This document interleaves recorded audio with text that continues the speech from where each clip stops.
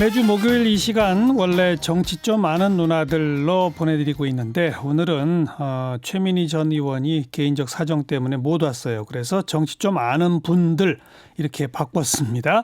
매주 도와주시는 진수희 전 의원 오셨고요. 어서 오세요. 네, 안녕하세요. 더불어민주당에서는 법률위원회 부위원장 맡고 있습니다. 현근택 변호사 어서 오십시오. 네, 안녕하세요. 반갑습니다. 네.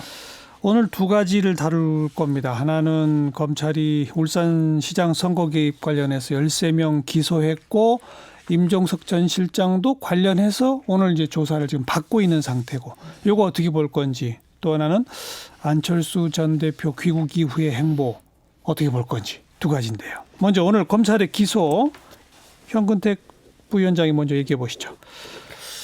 일단은 예상보다 기소 범위가 굉장히 넓었어요. 예, 13명이죠. 그렇죠. 그러니까 그 중에 이제 청와대 출신 분 있던 분들이 5분 정도 되는 것 같은데. 네.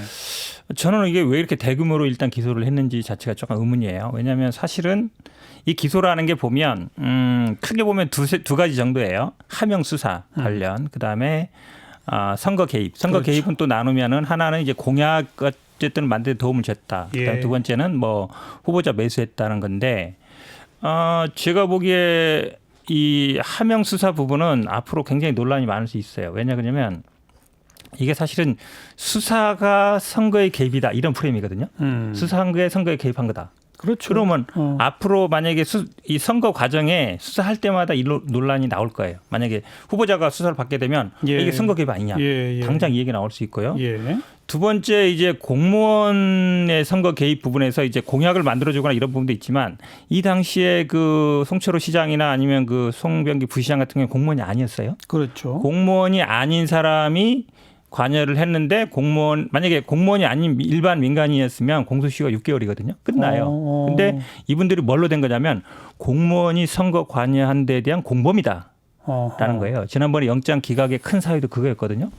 이 사람 공무원 아닌데 어떻게 공무원하고 공무원의 선거 개입이 되느냐, 이 문제가 있고, 그다음에 지금 이제 공약을 만들어준 게 선거 개입이다 이 부분인데, 또 그 공천 과정에서 경쟁자를 그렇죠. 못 나오게 하는 후보자 매수 부분은 네. 굉장히 그건 공직선거법에서 무거운 거예요. 근데 그러니까요. 거기에도 보면 여기 이거 아마 이제 지금 한병도 수석도 그렇고 아마 지금 임종석 전 비서실장도 이 혐의로 한 것 같은데. 그렇죠.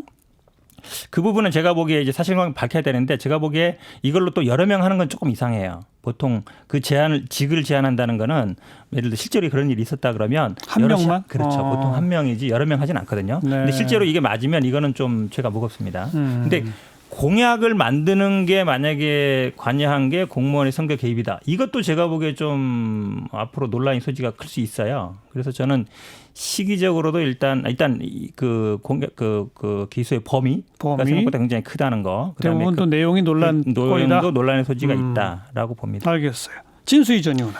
저는 제가 이제 법적인 거 잘 모르면서 이제 국민의 한 사람 입장에서 보면 뭔가 그 검찰에서 법리적인 근거나 증거 자료가 있으니까 기소를 했겠지 이런 생각이 들고요. 이번에 이 기소 결정은 방금 최강욱 비서관 경우랑 좀 다르잖아요. 그때는 왜 윤석열이 패싱됐느니 무슨 이성윤 지검장이 패싱됐느니 이런 논란이 있었는데, 이번에는 회의를 했다는 거죠? 회의를 하고 그 회의를 하게 된 계기가 또 된 게 그 추미애 법무부 장관의 뭔가를 지시를 했었잖아요. 앞으로 이제 기소하고 이럴 때 좀 관련되는 부장들이 모여서 그다음에 무슨 전문 수사 자문단 이런 의견을 받아서 이렇게 했으면 좋겠다. 그 명을 일정하게 받아서 내부의 부장급들 회의에서 이성윤 지검장만 반대 의원이었고, 다 그 수사에 참여했던 검사들이든 안 했던 검사들이든 그 자료나 이런 것만 보고 이제 기소를 다 의견을 네. 한 사람만 빼놓고. 그럼 뭔가 근거가 있을 것이다. 근거가 있으니까 했다는 거고요. 저는 오히려 어떤 점이 놀라운가 하면 지금 13명 기소한 데다가 어제 오늘 2명이 더 지금 수사를 받고 있잖아요. 그렇죠. 그럼 관련된 사람이 15명이라는 얘기인데, 예. 이걸 보면 결국은 그 울산시장 한 사람 당선시키기 위해서 무려 청와대 관련된 15명이 말하자면 조직적이고 분야를 이렇게 나눠가지고 정책, 정무, 민정 다 나눠가지고 거기다 이제 오늘 임 전 실장은 비서실장 까지 이렇게 해서 청와대가 거의 전 청와대가 조직적으로 그 사람 당선시키기 위해서 당내 경쟁자 제거하고 상대당 후보 무력화시키는 이런 작업을 했다는 거 아니냐 뭐 이런 거니까 이 사안은 굉장히 그 크다. 중요한 사안이고 어떻게 보면 민주주의의 근간을 훼손하고 헌법의 정면으로 그 도전하는 네. 혹은 위반하는 이런 대형 사건이라서 전례도 없었을 뿐더러 앞으로도 이런 일 있으면 안 되는 그 정도의 사안이 아닌가 그런 생각을 내친 김에 했습니다. 근데 네. 임종석 전 실장은 오늘 네. 검찰에 소환되면서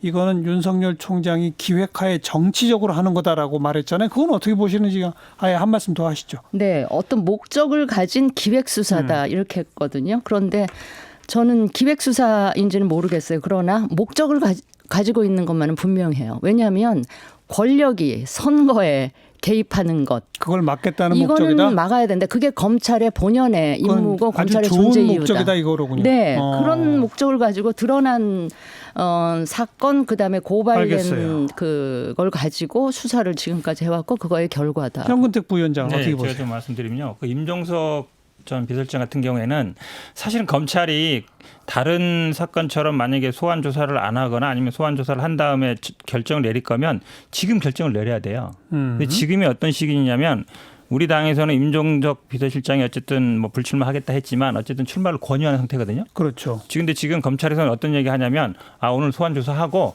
결정은 총선 후에 하겠다. 그렇게 말했죠. 그렇죠. 그 얘기 뭐냐면 총선 때 이게 어찌 보면 상대방 후보들한테 이 사람 어차피 나중에 나와도 검찰에 기소될 사람이에요. 네. 그런 명분을 줄 수 있어요. 그럼 왜 결정을 안 하느냐 말이죠. 그동안 이게 사실은 사건이 1년 8개월 정도 된 거거든요. 그렇죠. 그렇게 했다가 이제 그 울산지검에 있다가 이제 갖고 온 거예요. 중앙지검으로. 갖고 올 때는 어느 정도 목적이 있었겠죠. 빨리빨리 수사를 진행하겠다. 그럼 그동안에 왜 수사를 안 했냐는 거죠. 네. 그리고 13명이나 기소할 때 왜 안 했냐는 거죠. 결정을 예. 기소를 하든지 예. 불기소를 하든지 예. 했어야 되는데 이걸 총선 후에 한다는 거는 임종석 실장이 어쨌든 지금 출마 쪽으로 가고 있는데 약간 그거에도 관여하는 게 아닌가. 저는 이것도 정치 관여라고 보고요. 그다음에 한 가지는 아마 그 윤석열 총장이 이번에는 조금 작전을 잘 쓴 것 같아요. 왜냐하면 이 공개 회의를 했잖아요. 네. 최강욱 비서 할 때는 회의를 안 했단 말이죠. 그렇죠. 그렇죠. 근데 공개 회의를 하면 물론 뭐 다 그렇지는 않습니다만 정말 소신이 뚜렷한 사람 아니면 이 있습니다. 이렇게 제기하기가 쉽지 않아요. 총장 의견에 따르더라. 그렇죠. 통장. 왜냐하면 지금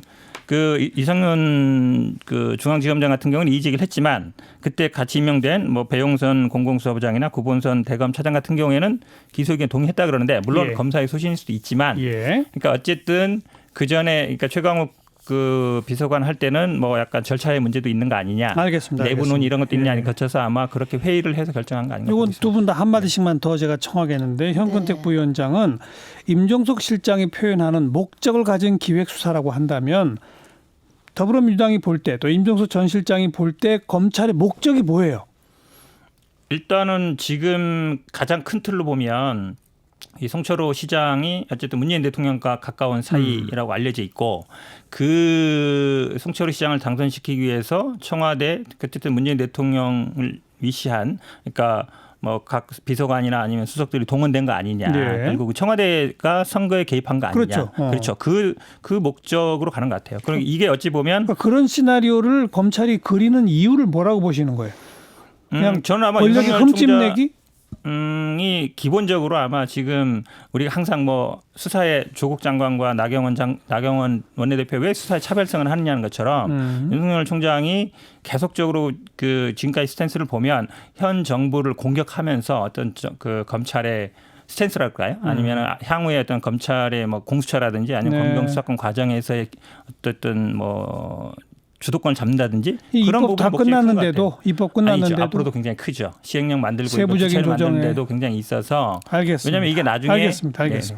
진수희 전 의원은 아까 현근택 부위원장이 지적한 왜 빨리 기소 여부를 결정 안 하고 총선 뒤라고 해서 정치적 오해를 사실 살 수 있는 거 아니냐. 여기에 대해서 어떻게 자 생각하세요? 보세요. 임종석 전 실장한테 소환 조사 요구서 계속 여러 번 나갔다는 거 아니에요. 뭐 본인은 다른 얘기를 하고 있지만 그런데 계속 이런저런 뭐 일정 핑계 대고 불응을 한 상황이어서 그 못 하고 있다가 갑자기 13명 기소하는 그 즈음에 갑자기 임종석 실장이 출석하겠다고 예. 하면서 막 오늘 조사 끝나고 결정할 수 있는 거 아닐까요? 기소 여부를? 저는 좀 했으면 좋겠어요. 주말 거치면서 그렇게 했으면 좋겠는데 그다음에 우리 현 변호사님이 무슨 얘기를 하셨냐면 그 임종석 전 실장이 지금 출마 쪽으로 지금 가고 있는 상황에서 그 선거 과정에 예, 뭔가 영향을 예, 미치기 위한 예.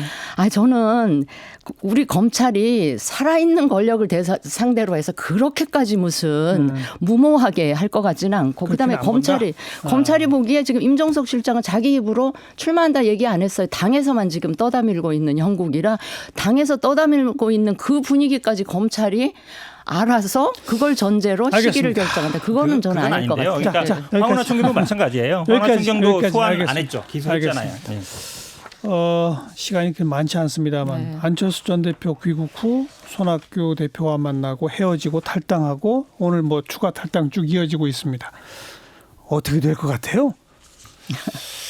어려운 질문인데요. 저는 뭐 갈 길이 별로 없는 것 같아요. 그러니까 결국은 본인은 독자 뭐 창당 쪽으로 가고 있는데 주변 사람들은 지금 보수 통합 쪽으로 가는 분위기잖아요. 그러면 본인이 어쨌든 당을 만들겠지만 그 기반 아니면 조직, 사람 아니면 뭐 노선 다 제가 보기에 흔들리고 있어요. 노선은 중도 노선이지만 뭐 중도를 표방하는 데가 너무 많고 예. 지역적 기반도 호남 흔들리고 있죠.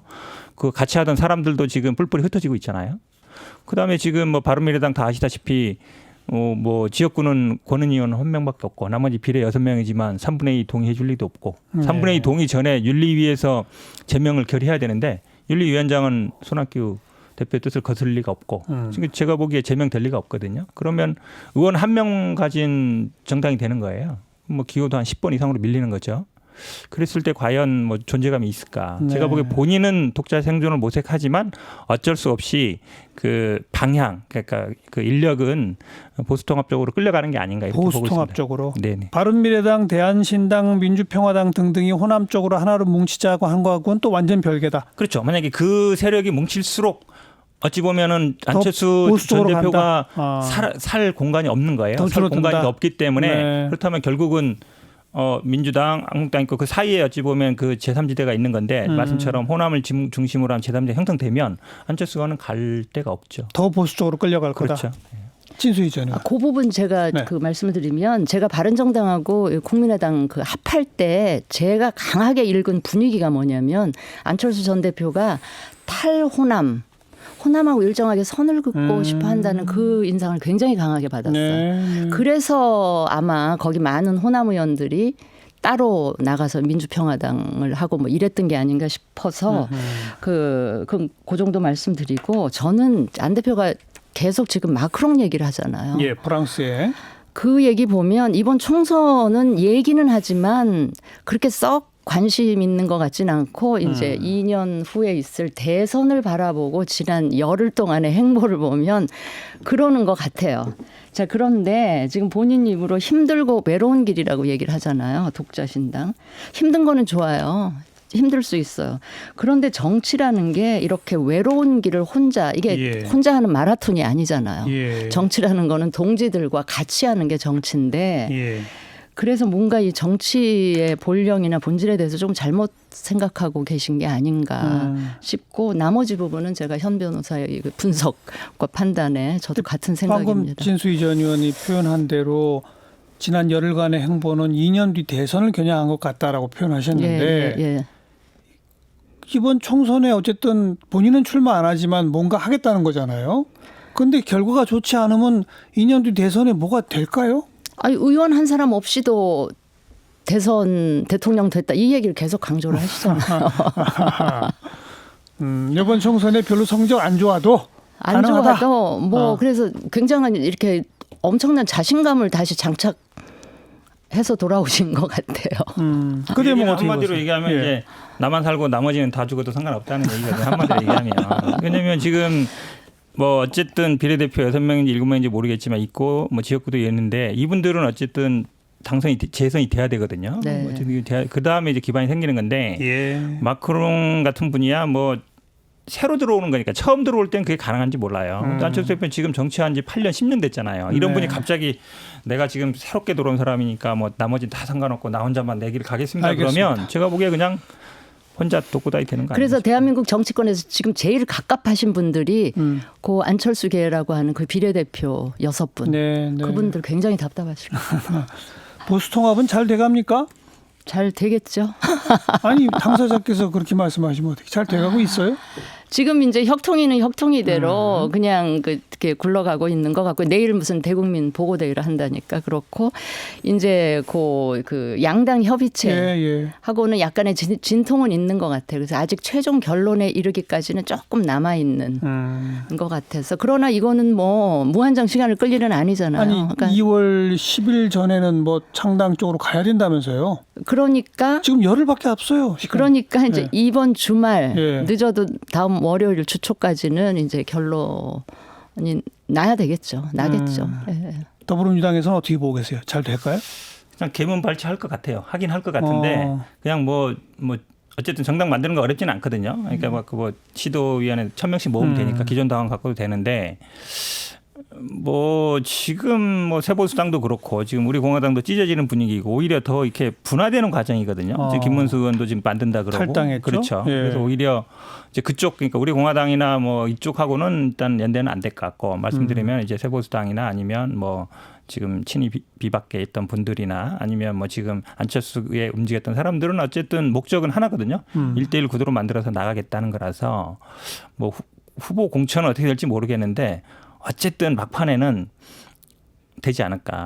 저기 우리 공화당 쪽에서 막 약간 찢어지고 예, 예. 김문수 지사가 또 창당한다 그러잖아요. 오히려 그렇게 가는 게 이쪽 나머지가 뭉치는 나머지가 뭉치는 데는 오히려 저기 우리 공화당을 뭐 같이 하냐 마냐 이런 고민과 그런 고민 때문에 내부에 다른 분들 사이에 갈등이 있을 여지는 오히려 줄어든다. 줄어들고 그쪽은 우리가 신경 안 쓰면서 가도 알겠습니다. 되지 않을까. 아무튼 총선 그리 많이 안 남았습니다만 더불어민주당 뺀 나머지 당들은 다 좀 뒤숭숭해야지. 좀 더 좀 봐야 되겠어요. 어떤 모양새를 민주당도 갖추게. 뒤숭숭해요 지금. 여기까지입니다. 진수희 전 의원 또 더불어민주당의 현근택 법률위원회 부위원장 두 분 고맙습니다. 네, 감사합니다. 네, 고맙습니다.